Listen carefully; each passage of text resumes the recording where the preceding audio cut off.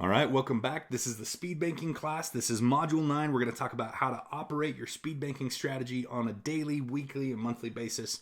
So let's dive in. Just like with every module, we got to talk about our disclosure. I am not a licensed attorney, accountant, financial advisor, real estate agent, real estate broker, or any other licensed individual. I just have some really cool strategies that I've picked up from wealthy individuals that I apply in my life and have had a ton of success with, and I want to share them with you.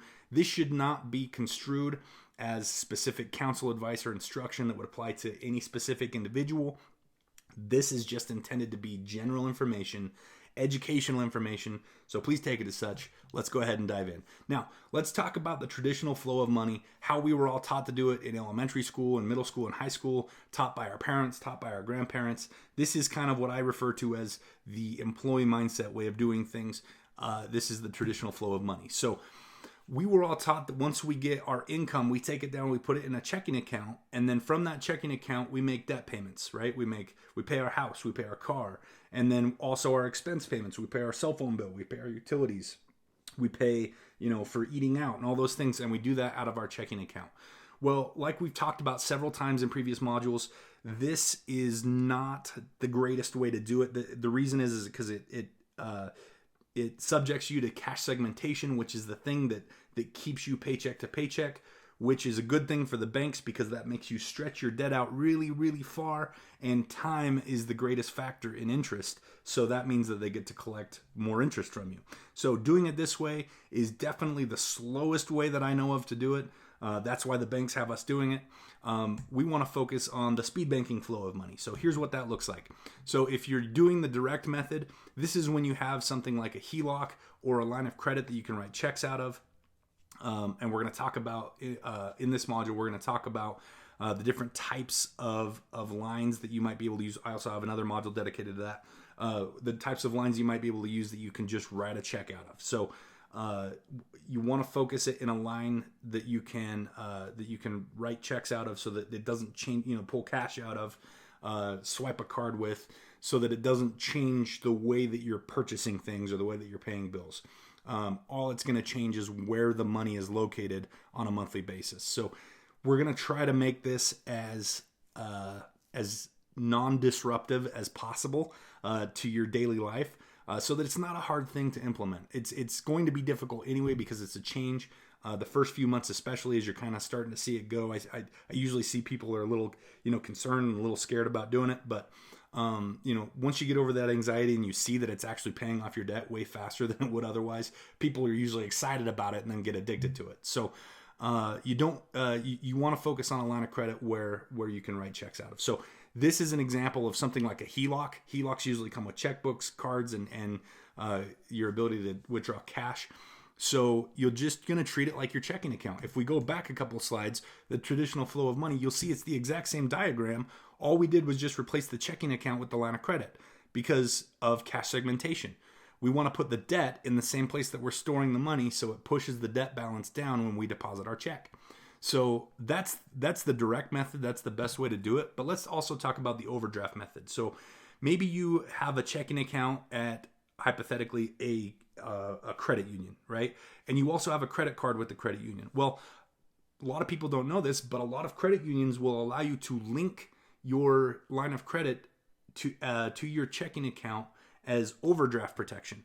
So banks and credit unions, they have that default overdraft protection that charges you like $25 every time you overdraft by a penny. Obviously, that's the worst for us and the best for the bank. That's why it's the default product, right? But there are other options for overdraft. We can set up the line of credit to act as overdraft and then leave the checking account at a zero balance. The income direct deposits into our checking account. We log in same day, push the whole thing manually over to our line of credit. So you're only having to manage this once every 2 weeks if you're paid once every 2 weeks, or once every week if you're paid every week, or once a month if you're paid every month.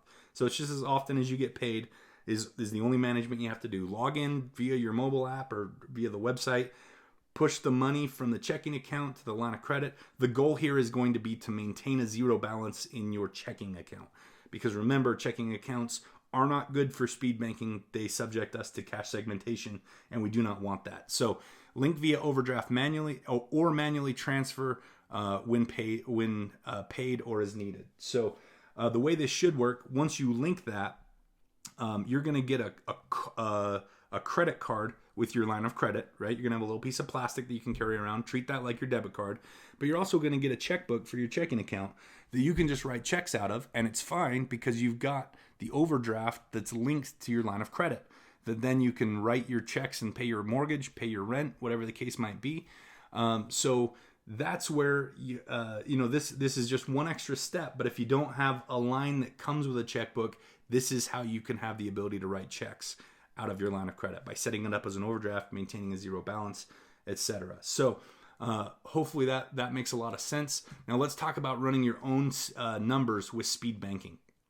So a couple of steps here. So the first step is to identify your current numbers.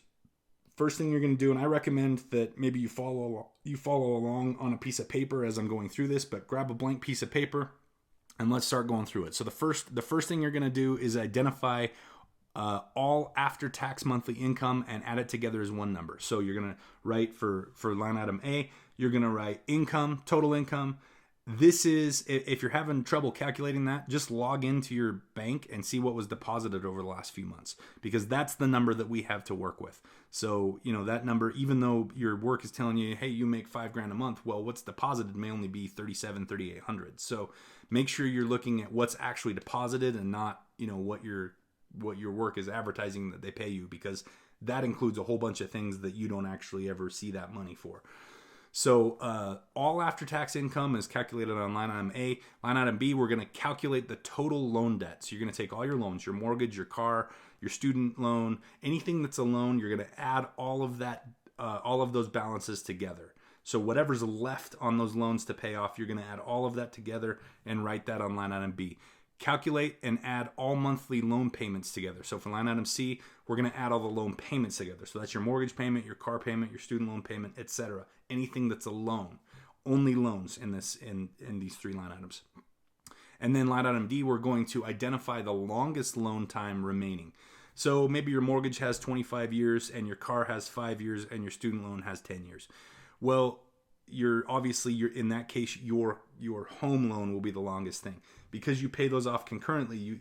If you were to keep doing the traditional method, you would be paying off the car first, and then the student loan will get paid off, and you'd still have the mortgage until that time lines up. So identify the longest remaining one and write that down. So if the mortgage has 25 years, you're going to write 25 years if that's the longest one. Hopefully that makes sense.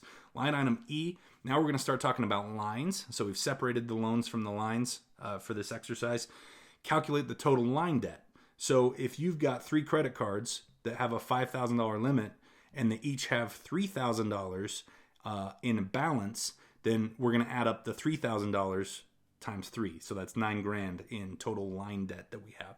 So calculate your total line debt for line item E. Line item F, we're going to calculate the overall limits. So in that same example of 3 cards with a $5,000 limit and $3,000 balances each, you have a total balance of $9,000, but you have a total limit of $15,000 because it's 3 cards at $5,000 each in your limit. So we're going to calculate the total line limit.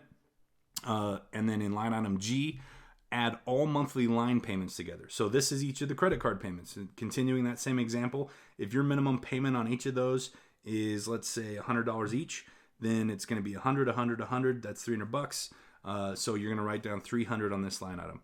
Line item H, find the sum of your total line debt plus your total loan debt. We're going to call this debt balance. So take line item B and add it to line item E, and that is your answer for line item H. That's your total debt balance. Line item I, calculate all monthly non-debt expenses. So these are things that you have to pay for on a monthly basis that are not necessarily attached to debt, like rent, for example. If you pay rent, that's not a debt, that's just an expense. Your phone bill, your utilities bill, your insurance bill, your internet, your budget for eating out every month, your budget for going to the movies every month. So calculate your fun in there too. Your anything that occurs monthly that's not related to debt. Those are your non-debt expenses. Then line item J, find the sum of your non-debt expenses and add it to the line payments and the loan payments. So you're going to take line item C, add it to line item F, add that to line item I, and that's going to be your answer for line item J. And we'll call those total expenses. So in line item K, we're going to identify our total cash savings. So some people want to include their 401k and use that as cash to continue to pay down their debt, and then that money just is available to them in a line of credit. So the money's still available, but they use it to lower their debt. Some people don't want to touch their 401k, so that's okay. You choose which cash savings that you want to affect. I would definitely at least include anything that's in your savings account. If you have a savings account set up or multiple savings accounts set up, savings accounts are just a pile of money that's sitting there waiting for a rainy day or waiting for a vacation or whatever the case might be. But while the money's sitting there, it's not doing anything.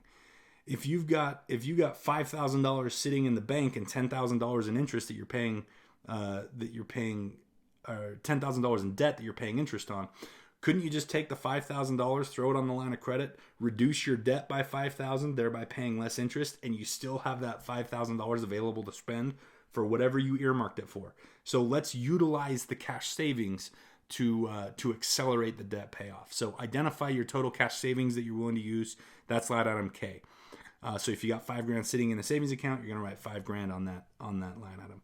Now, line item L, we're going to identify your current cash flow by subtracting your monthly income minus your total expenses. So that's line item A minus line item J equals line item L. So you're going to take line item A, your total income, minus line item J, your total expenses, and that equals line item L. So that's step one. We've identified all of our numbers. Now we're going to move to step two. This is where we start to move the loan debt over to lines. So first step is identify the method you will be using, either the chunking method or the flip method. If you're using the chunking method, establish a chunk interval amount as well as an emergency reserve. So, back to our example when we were talking about in the last module, when we were talking about chunking versus flipping, if you have a $5,000 line of credit, you may want to identify $1,000 of that as your emergency reserve. So we're only going to chunk $4,000 at a time. So if you already have the balance at $4,000, the first cycle you're not going to chunk anything. You're just going to pay off that $4,000 in that line of credit. Then you're going to move money over from another debt into that line using a balance transfer check or an online balance transfer process. You're going to move another $4,000 out of something like your house or your car or your student loan over to that line of credit, pay it off again using speed banking, and then chunk it again when that's done. And then just cycle it like that over and over and over again. It may take you a week, it may take you a month, it may take you a year to do a chunk cycle. It is totally subjective to your situation. So there is no set time. It's just based on your income and how the size of your line of credit, a lot of things. So don't worry if you feel like yours is a little longer than it should be. It's subjective to you. There's not a right or a wrong answer. It is what it is.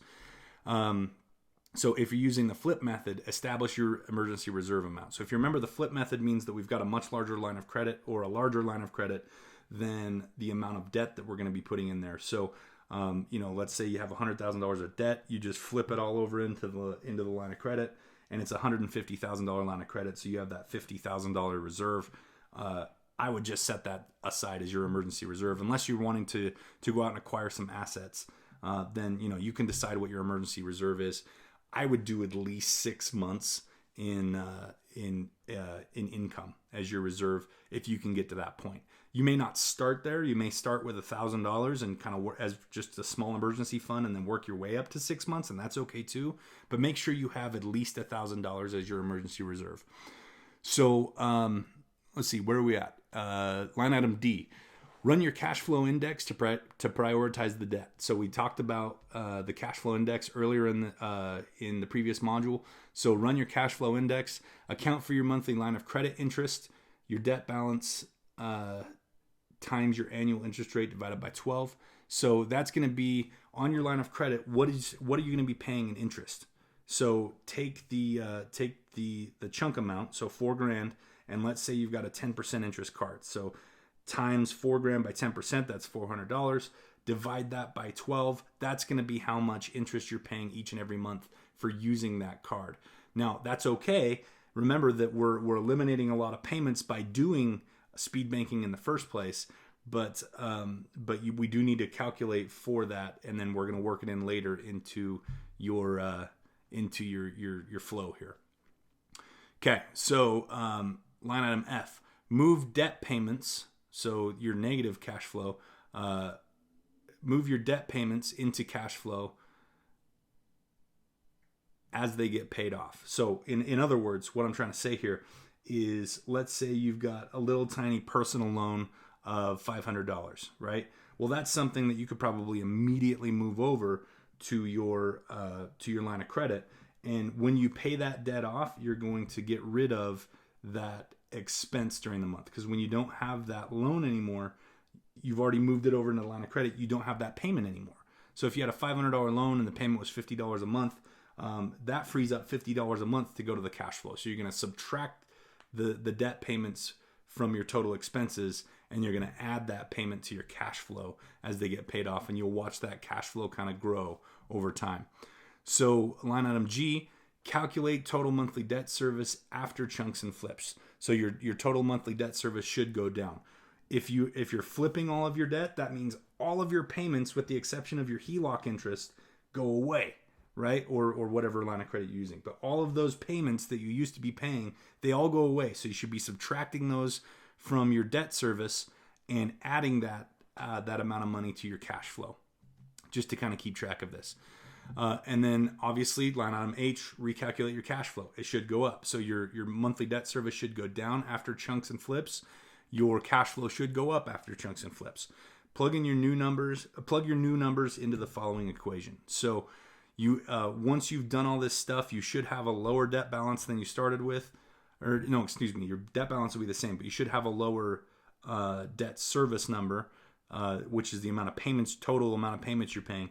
That number should have gone down. Your cash flow should have gone up before you plug it into this equation. So your debt payoff time equals, and this is the equation here, your balance of debt. So that's the total amount of debt you have left in your loans, total, right? And that's as well as your lines. So that's your total debt. So if we go back here, this is line item, just to make this easier, line item H. So debt balance is line item H. So whatever you had written for line item H, plug that in. Minus 1 month of income, that's line item A. Minus savings, that's line item K. So you're going to, because of the parentheses, you're going to run that equation first. So debt balance minus 1 month income minus savings, hit equals, then that will give you a number. And then divide that by your new speed banking cash flow. So that's the cash flow after you've accounted for certain payments going away because you're chunking or flipping that debt into a line of credit. So once you calculate that, that should tell you how long it will take you to pay off your debt. And that's something that is going to be helpful and useful as you're planning out, okay, what's our strategy here? How long is it going to take us to pay off our debt? When can we start using this line of credit to acquire assets and other things? And you should be seeing a significant, and again, it's going to vary based on your numbers. Some people are going to see a tenth of what it would have taken them. Some people are going to see maybe half. Some people are going to see that they maybe reduced it by a third. So it's just subjective to your numbers. Speed banking uses the principle of cash flow to pay off debt. Cash flow, here's a little nugget for you. Cash flow has two ends to the equation. Cash flow is income minus expenses. So all we've been talking about here is how to reorganize your expenses so that we're paying less interest, so that we can pay off the debt faster. But a great way to increase your cash flow is also to make more money by going out and doing real estate, right? So if you're not satisfied with the results, if you were hoping to cut your debt time in half or more and you only reduced it by a third or a quarter, and you're not satisfied with that, well then add to your plan an idea to go out and start doing some real estate, do some wholesales, do some flips. Those things will help you pay off debt a lot faster than if you just work on the expenses side of the equation. So let's talk about budgeting for speed banking. Budgeting is so important, and it's something that you absolutely have to do because people who make six figures. One of my mentors told me this one time, and I'm sure it's not exactly true to the number, but it illustrates a point. People who make six figures don't know their numbers. People who make seven figures do. And he told me that's the difference, right? He's a high income, high net worth individual, definitely makes more than seven figures. And that was his advice to me. Know your numbers. Budgeting is so important. If you're not doing it now and you want speed banking to work the best it possibly can for you, then start budgeting. So create your speed banking plan. Create a budget, run a cash flow index on your debts, identify your emergency reserve, select your banking tool or your speed banking account, which, by the way, this number 4, we have a whole module for that coming up. So the rest of these we've talked about, but we've got a module coming up to help you know what types of tools to use. Open and start using your speed banking account. Repeat the cycle for additional debts and or investments. So there's your flow. Create a budget, run a CFI, identify your emergency reserve, select your banking tool, start using it, start doing speed banking as we've explained it and as you've learned it, and then repeat the cycle. Rinse and repeat. It's just do the cycle over and over again, right? So let's talk about the tools and resources for your speed banking budget worksheet. So we're going to be including a speed banking budget worksheet in the tools and resources section that you can go in and kind of use. It'll be rudimentary, and you can, the reason we did it on a spreadsheet is so that you can adjust to your situation. But as far as setting your reserves go, we want you to decide on an amount that you would like to keep in reserve as your savings. So this is on your line of credit. We kind of touched on this already. If you've got a $5,000 line of credit, we're going to set aside maybe $1,000 of that. And again, you get to decide. There's not a right or a wrong answer. But if it were me and I had a $5,000 line that I was working out of, I'd set aside $1,000, and then my chunk amount would be $4,000.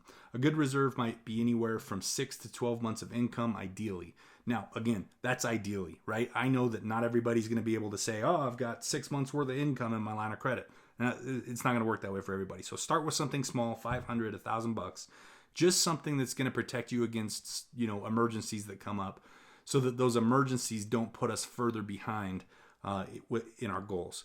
Set your reserve goal. Start with 1 month reserve and work your way up. This reserve can be part of your speed banking account, your line of credit. In fact, it should be part of your speed banking account.